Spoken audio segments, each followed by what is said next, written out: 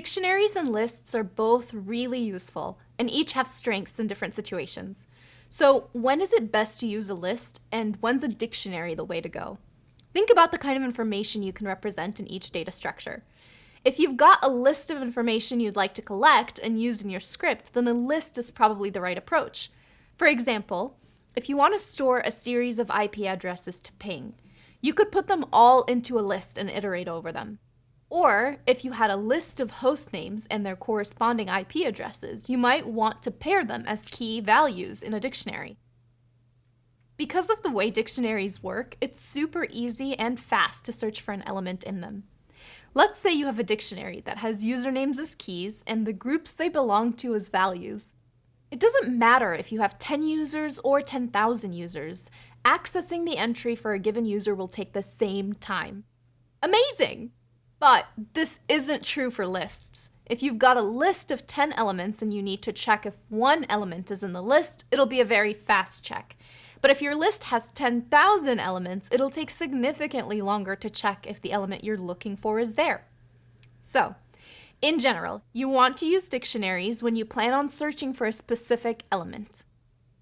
Another interesting difference is the types of values that we can store in lists and dictionaries.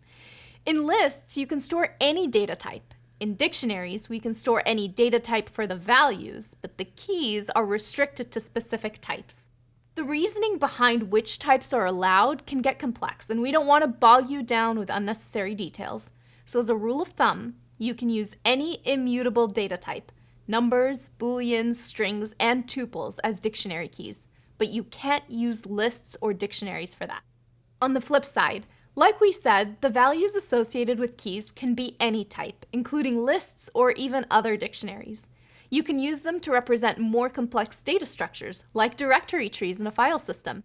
There's a ton of different key value pairs that we need to work with in system administration, so I use dictionaries all the time. They're especially useful with large data sets when I need to write a script that gets specific keys out of it to manipulate or modify the associated value.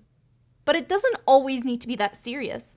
One time, just for fun, I wanted to be able to look up which Disney villain is associated with each protagonist. So I created a dictionary that stores a key like Snow White with the value Evil Queen. Pretty good, right? Mirror, mirror on my screen, who's the best coder you've ever seen? There are even more data types available that we haven't checked out yet. One of these data types is a set, which is a bit like a cross between a list and a dictionary. A set is used when you want to store a bunch of elements and be certain that they're only present once. Elements of a set must also be immutable. You can think of this as the keys of a dictionary with no associated values. Or you could see it as a list where what matters isn't the order of the elements, but whether an element is in the list or not. Wow, we've covered a lot and we've still only scratched the surface of what dictionaries can do in your scripts.